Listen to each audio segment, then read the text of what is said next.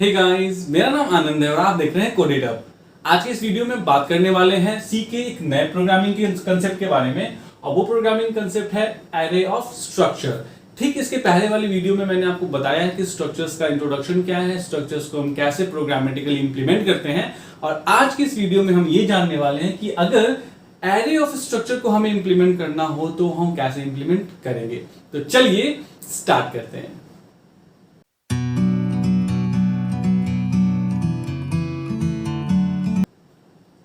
जैसा कि इसका नाम बताता है एरे ऑफ स्ट्रक्चर, मतलब आप स्ट्रक्चर बनाएंगे और उस स्ट्रक्चर का एक वेरिएबल नहीं बनाएंगे बल्कि उस स्ट्रक्चर का एक एरे बनाएंगे जिससे आप मल्टीपल डेटा को एक साथ क्या कर पाएंगे, मतलब या तो स्टोर कर पाएंगे या तो स्टोर करने के बाद जिस तरीके का डेटा आपको निकालना है, रिट्रीव करना है, उस तरीके का डेटा आप क्या कर पाएंगे, रिट्रीव कर पाएंगे। बहुत ही अच्छा कंसेप्ट है क्योंकि रियल लाइफ प्रोग्रामिंग में इन सारे कंसेप्ट्स का यूज बहुत ज्यादा होता है। तो अगर मैं आपको थोड़ा सा एग्जांपल से अच्छा है कि क्यों ना मैं इसको एक प्रोग्राम के जरिए बता दूं ताकि आपका कंसेप्ट बिल्कुल क्लियर हो जाए। तो एक प्रोग्राम लिखते हैं और वो प्रोग्राम क्या होगा कि आपको जो है सपोज कीजिए 10 एम्प्लॉइज के रिकॉर्ड को जो है वो स्टोर करना है और किसी एक पार्टिकुलर दिए गए एम्प्लॉय के रिकॉर्ड को ही शो करना है। यानी कि आप यूजर से पूछेंगे कि आप बताइए कि 10, मतलब देखिए पहला क्वेश्चन पहले तो ये करेंगे कि 10 एम्प्लॉइज के रिकॉर्ड को आपने स्टोर कर लिया। अब आप यूजर से पूछेंगे कि बताइए आप किस एम्प्लॉय का रिकॉर्ड जो है वो देखना चाहते हैं और यूजर जिस रिकॉर्ड को कहेगा आप सिर्फ उसी रिकॉर्ड को क्या करेंगे, शो करेंगे। अगर वो आपके डेटाबेस में है, अगर नहीं है तो आप कह देंगे कि आप जो डेटा मांग रहे हैं वो अवेलेबल ही नहीं है, राइट। तो चलिए प्रोग्राम लिखना शुरू करते हैं और जाहिर सी बात है हमारे प्रोग्राम का जो सबसे पहला लाइन क्या होगा, तो हैश इंक्लूड stdio.h। ठीक है, इसके बाद हम अपना स्ट्रक्चर बना लेते हैं। मान लीजिए स्ट्रक्ट और स्ट्रक्चर का नाम हम देते हैं क्या, एम्प्लॉय। ज्यादा चीजें नहीं डालेंगे क्योंकि फिर पूछना पड़ता है यूजर से और स्टोर करना पड़ता है तो प्रोग्राम हमारा ही बड़ा हो जाएगा। आप चाहें तो कितने भी एलिमेंट्स को स्टोर कर सकते हैं, वो कंप्लीटली आपकी मर्जी पे डिपेंड करता है। ठीक है, तो अब मैं यहाँ क्या करूंगा, तो मैं यहाँ मान लीजिए मानता हूं क्या, तो इंटीजर टाइप का एक मैं मान लीजिए कोड मानता हूं, यानी एम्प्लॉय का कोड मानता हूं। फिर कैर टाइप का क्या मान लेता हूं, तो उनका नाम मान लेता हूं और नाम की कैपेसिटी जो मैक्सिमम है मैं 50 डाल देता हूं और यहां पे डाल देता हूं क्या, सपोज कीजिए फ्लोट टाइप की क्या, सैलरी। बस ये 3 वेरिएबल्स में मानता हूं और यहां क्या करता हूं, बंद करता हूं। देखिए पिछली वीडियो में मैंने जब आपको बताया था कि स्ट्रक्चर का इंट्रोडक्शन क्या है, तो उस समय मैंने आपको बताया था कि जब आप उसको वेरिएबल बनाते हैं तो आप ऐसे लिखते हैं, मेन सेक्शन में या कहीं भी जहां पे आपको वेरिएबल बनाना हो स्ट्रक्चर का, आप लिखते हैं स्ट्रक्ट एम्प्लॉय और फिर यहाँ वेरिएबल का नाम डाल देते हैं। ठीक है, यानी स्ट्रक्ट कीवर्ड, फिर उस स्ट्रक्चर का नाम और फिर वेरिएबल का नाम। ये लाइन ना लिख के अगर आप यहाँ पे सिर्फ ए लिख दें तो सेम वर्क जो इस लाइन को लिखने में परफॉर्म हो रहा है वो इस लाइन को लिखने में भी क्या हो जाएगा, परफॉर्म हो जाएगा। मतलब ये ए जो है वो किस टाइप का हो जाएगा, तो एम्प्लॉय टाइप का हो जाएगा। लेकिन एक डिफरेंस होगा क्या, कि जब आप इसको वॉइड मेन के अंदर लिखते हैं तो ये जो वेरिएबल बनता है ये इस मेन के लिए क्या होता है, लोकल होता है। जबकि आपने ये वेरिएबल अगर यहां बनाया तो ये वेरिएबल जो होगा वो क्या होगा, ग्लोबल होगा। ये ध्यान रखिएगा। ठीक है, अब क्वेश्चन ये है कि हम यहां बनाए या नहीं बनाए। तो यहां बनाना ना बनाना डिपेंड करता है कि आपको जो टास्क दिया गया है वो टास्क की क्या रिक्वायरमेंट है। अभी के लिए हम इसको अंदर भी बनाएंगे तो कोई फर्क नहीं पड़ेगा। वैसे भी हमें एक वेरिएबल नहीं बनाना है, हमें क्या बनाना है, एरे बनाना है, याद रखिए। अब हम आते हैं तो हमारा मेन क्या होता है, देखिए मेन को हमेशा इंट मेन लिखिएगा। रीजन ये है कि स्टैंडर्ड को हमें फॉलो करना है और वॉइड मेन नहीं होता है। स्टैंडर्ड जो है अगर आप फॉलो करें तो वो हमेशा इंट मेन होता है। ठीक है, अब मैं यहाँ क्या करूंगा, तो इस डेटा टाइप का एरे बनाऊंगा। तो कैसे बनाऊंगा, तो स्ट्रक्ट एम्प्लॉय, स्ट्रक्ट, ठीक है, फिर एम्प्लॉय और यहां पे मैं क्या कर दूंगा, नाम डालूंगा और यहां पे मैं साइज दे दूंगा तो 10। अब पता है 10 देते ही क्या हुआ, ध्यान से देखिएगा, 10 देते ही क्या हुआ, तो इंडेक्सेस बने। ठीक है, एक ए नाम का एरे बना, ठीक है, जिसमें पहला इंडेक्स जो है वो 0 वाला इंडेक्स है, दूसरा जो इंडेक्स है वो 1 वाला है, तीसरा इंडेक्स 2 वाला है, तीसरा इंडेक्स 3 वाला है, चौथा 4 वाला है और ऐसे कहां तक जाएगा, 9 तक जाएगा। क्योंकि आपने मैक्सिमम साइज कितना माना है, 10 माना है, तो इंडेक्सिंग जब 0 से स्टार्ट होगी तो 0 से लेकर 9 तक जाएगा। अब इस हर एक इंडेक्स में, मतलब इस हर एक इंडेक्स वाले बॉक्स में 3 चीजें होंगी। एक क्या होगा, ये एक ए नाम है, सबका नाम ये है। ठीक है, पहला चीज क्या होगा, कोड होगा। दूसरा चीज क्या होगा, नेम होगा। और तीसरा चीज क्या होगा, सैलरी होगी। ठीक है, वैसे ही दूसरे वाले में भी सेम चीज होगा, यानी यहाँ पे भी कोड होगा, यहाँ पे भी क्या होगा, नेम होगा, और यहाँ पे भी क्या होगा, सैलरी होगा।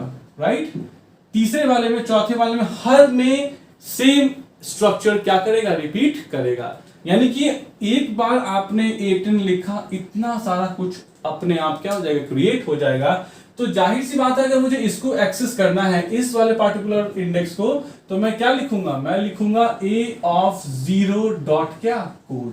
तो मैं पार्टिकुलरली इस कोड को क्या कर रहा हूँ, रिप्रेजेंट कर रहा हूँ। वैसे मैं लिखूंगा a का 0 डॉट क्या, नेम, तो मैं पार्टिकुलरली इस वाले नेम को रिप्रेजेंट कर रहा हूँ। और मैं जब लिखूंगा a का 0 डॉट सैलरी, तो मतलब मैं इस वाली सैलरी को क्या कर रहा हूँ, रिप्रेजेंट कर रहा हूँ। अगर मुझे वैसे ही इसको रिप्रेजेंट करना हो तो बस मैं यहाँ क्या लिख दूंगा, a का 1 डॉट कोड, तो वो इसको रिप्रेजेंट करने लगेगा। मैं यहाँ लिख दूंगा a का 1 डॉट नेम, तो वो इसको रिप्रेजेंट करने लगेगा। और फिर मैं लिख दूंगा a का 1 डॉट सैलरी, तो वो इसको रिप्रेजेंट करने लगेगा। मतलब आपको समझ में आ गया होगा कि अब हम सिर्फ a नाम के वेरिएबल में नहीं, बल्कि a के 0 जो एरे में कंसेप्ट था, ठीक है, a का 1 बिल्कुल एरे कंसेप्ट, a का 2, ठीक है, a का 3, ऐसे a का 9, लेकिन चूंकि इस a के 0 में भी मल्टीपल चीजें हैं, तो a का 0 डॉट, a का 1 डॉट, a का 2 डॉट, डॉट के जरिए हम बताएंगे कि 2 वाले यानी कि 1 वाले या 0 वाले की कौन सी चीज के बारे में बात कर रहे हैं। तो a का 0, a का 1 डॉट कोड कहेंगे तो ये हो जाएगा, a का 1 डॉट नेम कहेंगे तो ये हो जाएगा, a का 1 डॉट सैलरी कहेंगे तो ये हो जाएगा। तो मतलब मुझे अब अगर डेटा रीड करना है तो 10 के 10 में रीड करना होगा, तो उसके लिए मुझे क्या लेना पड़ेगा, इंटीजर टाइप का i नाम का वेरिएबल लेना पड़ेगा। अब मैं लूप क्या लगाऊंगा, for i equal to 0, i less than 10 और i प्लस प्लस। ठीक है, अब इसके अंदर हर बार 3 चीजें पूछनी पड़ेगी, कोड पूछना पड़ेगा। तो मैं यहाँ प्रिंट करूंगा स्क्रीन पे, printf/n एंटर कोड। ठीक है, अब जो वो कोड देगा उसको रीड करूंगा, कहाँ रीड करूंगा, तो स्कैन ऑफ %d, और कहाँ रीड कर लूंगा मैं उसको, एम्परसेंट a के i डॉट किस सेक्शन में, कोड वाले सेक्शन में रीड कर लूंगा। ठीक है, तो i कितना है, 0 है, तो a के 0 के कोड में, मतलब यहाँ पे वैल्यू जो भी यूजर देगा वो आ जाएगा। वैसे मैं फिर प्रिंट करूंगा स्क्रीन पे क्या, printf/n एंटर क्या, नेम, यानी कि क्या करो, नेम को एंटर करो। तो जो भी आप यूजर नंबर नेम देगा उसको मैं गेट से क्या करूंगा, रीड कर लूंगा किस में, तो a के i डॉट किस सेक्शन में, नेम वाले सेक्शन में मैं रीड कर लूंगा। ठीक है, इसी तरीके से मुझे तीसरा कुछ पूछना पड़ेगा, तो ये मैं डिलीट करता हूं, मतलब मिटा देता हूं। ठीक है, क्योंकि आप स्ट्रक्चर तो आप समझ गए कैसा बनेगा। उसके बाद क्या करना पड़ेगा हमें, हमने क्या पूछ लिया, क्या क्या पूछ लिया हमने पूछ लिया, कोड पूछ लिया, और हमने नेम पूछ लिया। अब हम क्या पूछेंगे, सैलरी पूछेंगे। तो हम यहाँ क्या प्रिंट करेंगे, printf, ठीक है, /n एंटर सैलरी, यानी कि सैलरी क्या करो, एंटर कर दो। और जो भी वो यूजर देगा उसको रीड कर लेंगे, स्कैनफ, ठीक है, फ्लोट वैल्यू है तो %f, ठीक है, और कहाँ रीड कर लेंगे, तो address of a of i of what, which section. देखिए यहाँ पूरा सैलरी लिखा हुआ है, तो आपको पूरा यहाँ क्या लिखना पड़ेगा, सैलरी लिखना पड़ेगा। तो ये हो गया मेरा तीनों रीड। ये यहाँ पे फॉर शुरू हुआ था और यहाँ हमने फॉर बंद कर दिया। तो जाहिर सी बात है पहले a के 0 के लिए रन होगा, तो a के 0 के कोड में स्टोर होगा, a के नेम वाले a के 0 के नेम में स्टोर होगा, और a के 0 के सैलरी में क्या होगा, स्टोर होगा। उसी तरीके से अगली बार जब लूप चलेगा, i को 1 से बढ़ाएगा, तो a के 1 के कोड में, a के 1 के नेम में, a के 1 के सैलरी में, ऐसे ही पूरे 10 एम्प्लॉइज का डिटेल क्या कर लेगा, ये पूछ लेगा। अब हमारा प्रोग्राम था कि हम किसी एक पर्टिकुलर एम्प्लॉय को सर्च करके सिर्फ उसके डिटेल्स को क्या करेंगे, प्रिंट करेंगे। तो हमें पूछना पड़ेगा ना यहाँ यूजर से कि आप कौन सा एम्प्लॉय कोड चाहते हैं। तो मान लीजिए मैं यहाँ देता हूँ क्या, की मतलब वो वैल्यू जो यूजर सर्च करना चाहता है। तो मैं यहाँ क्या प्रिंट करूंगा, printf/n enter enter employee code to search, है ना, यानी कि वो एम्प्लॉय कोड दीजिए जिसे आप क्या करना चाहते हैं, सर्च करना चाहते हैं, एम्प्लॉय कोड टू सर्च। अब वो जो भी एम्प्लॉय कोड देगा उसको हम रीड कर लेंगे, कहाँ रीड कर लेंगे, स्कैनफ %d, एम्परसेंट कहाँ रीड कर लिया हमने, की में रीड कर लिया। तो कुछ भी वैल्यू दे यूजर, जो भी सर्च करने के लिए दिया वो एक मतलब की वाले में स्टोर हो गया।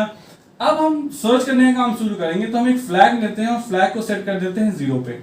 फ्लैग मतलब क्या हुआ, तो एक हमने अपनी मर्जी से एक वेरिएबल लिया जिसका नाम हमने क्या दे दिया, फ्लैग दे दिया। अगर सर्चिंग के दरमियान कहीं भी हमें जो वैल्यू हम सर्च कर रहे हैं वो मिल जाएगा तो हम फ्लैग को 1 कर देंगे, और नहीं तो फ्लैग 0 ही रह जाएगा। तो जब हम सर्चिंग खत्म करेंगे और खत्म करके जब बाहर निकलेंगे तो उस समय हम ये देखेंगे कि अगर फ्लैग 0 का 0 रह गया, इसका मतलब जो है वो हमें वो वैल्यू मिली नहीं, तो हम कह देंगे कि वैल्यू नॉट फाउंड। और अगर हमें फ्लैग की वैल्यू 1 मिलती है, जो कि हम जैसे ही मिलेगा वैसे ही हम फ्लैग की वैल्यू क्या कर देंगे, 1 कर देंगे, तो हम ये बताएंगे कि हाँ हमें वो वैल्यू मिल गई। ठीक है, तो इसलिए हमने फ्लैग को लिया। और एक चीज हम और लेंगे, पोजीशन ले लेंगे। ठीक है, क्योंकि हमें उसका डिटेल भी प्रिंट करना है ना, तो पीओएस मतलब पोजीशन। अब आइए, जब चेकिंग करनी है हमें, तो जाहिर सी बात है शुरू से लेकर लास्ट तक चेक करना पड़ेगा। तो for i equal to 0, i less than what 10 and i क्या प्लस प्लस। अब इसमें हम क्या चेक करेंगे कि अगर कहीं भी a के i डॉट, हमने यूजर से क्या मांगा है, एम्प्लॉय कोड मांगा है ना, और कोड जो हमने रीड किया वो किसमें रीड किया है, कोड वाले सेक्शन में। तो a का i डॉट कोड जो है वो इक्वल टू है किसके, की के, यानी जो हम सर्च कर रहे हैं उसके, यानी कहीं भी 0 से लेके 9 तक कहीं भी आपको अगर इक्वल मिल जाए की के, तो आप क्या करना, तो आप फ्लैग को 1 कर देना, राइट। और पोजीशन में क्या डाल देना, तो पोजीशन में i डाल देना, क्योंकि जिस ith इंडेक्स पे, यानी जिस इंडेक्स पे हमें मिला था उसी इंडेक्स को हमने पीओएस में क्या कर दिया, कॉपी कर दिया, और फिर आप लूप को हमारे क्या कर देना, ब्रेक कर देना। तो ये है हमारा लूप। तो जैसे ही कहीं भी एक बार हमें वैल्यू मिल जाएगी, फ्लैग 1 हो जाएगा। तो अब हम यहां क्या करेंगे, यहां पे हम यहां चेक करेंगे कि अगर फ्लैग जो है वो क्या है, 1 है। ठीक है, तो 1 का मतलब क्या हुआ, हमें मिल गया था, तो मिलने पे हमने क्या किया था, i की वैल्यू कहां डाल दी थी, पीओएस में। तो अब हम क्या करेंगे, सारे डिटेल को प्रिंट कर देंगे। और क्या प्रिंट करेंगे स्क्रीन पे, तो हम प्रिंट करेंगे printf व्हाट, तो /n, सबसे पहले हम कोड प्रिंट कर देते हैं। तो code equal to what, %d, comma किसको, तो a का पोजीशन डॉट क्या, कोड सेक्शन। ठीक है, वैसे ही हम क्या प्रिंट कर देंगे फिर, printf /n name equal to %s और कॉमा किसको, तो a का पोजीशन डॉट किस, इसको नेम को, नेम ही है ना, हाँ तो वेरिएबल का नाम नेम है तो नेम को ही, राइट। और वैसे ही एक और printf स्टेटमेंट, printf /n क्या, सैलरी इक्वल टू %f और किसका, तो a का पोजीशन डॉट क्या, सैलरी, SALARY। ठीक है, तो ये, और ये शुरू हुआ, ये बंद हो गया। ठीक है, तो मतलब क्या हुआ, बंद हुआ ये, तो इसका मतलब ये हुआ कि जब फ्लैग 1 था, तो फ्लैग हमने 1 कब किया था, जब हमारी सर्चिंग हो जाती थी, यानी कहीं ना कहीं हमें वैल्यू मिली थी और हम उस i के इंडेक्स को पोजीशन में कॉपी कर रहे थे, इसीलिए a के पोजीशन वाले हर एलिमेंट को हमने क्या कर दिया, प्रिंट कर दिया। तो ये हो गया हमारा प्रोग्राम, अगर फ्लैग 1 था। और अगर फ्लैग 1 नहीं था, तो यहां के बाद अब आप आइए, यहां पे थोड़ा सा और कोड बचा हुआ है,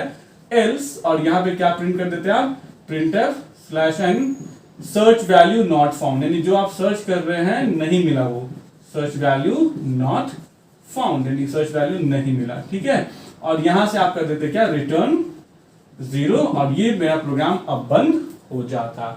तो ये है एक प्रोग्राम जो 10 रिकॉर्ड्स एम्प्लॉय के क्या करेगा, एक्सेप्ट करेगा, फिर आपसे पूछेगा कि आप कौन से कोड को सर्च करना चाहते हो, सर्च करेगा, अगर मिल जाएगा तो सारे रिस्पेक्टिव वैल्यू को प्रिंट कर देगा, अदरवाइज प्रिंट कर देगा कि जो आप सर्च कर रहे हैं वो हमें नहीं मिला है। ठीक है, तो ये कोड आप धीरे धीरे देख रहे हो, आप बड़े होते जा रहे हो, और ऐसे ही आपको आगे के डेटा स्ट्रक्चर के प्रोग्राम 2-2, 4-4, 10-10 पढ़ने के मिलने वाले हैं।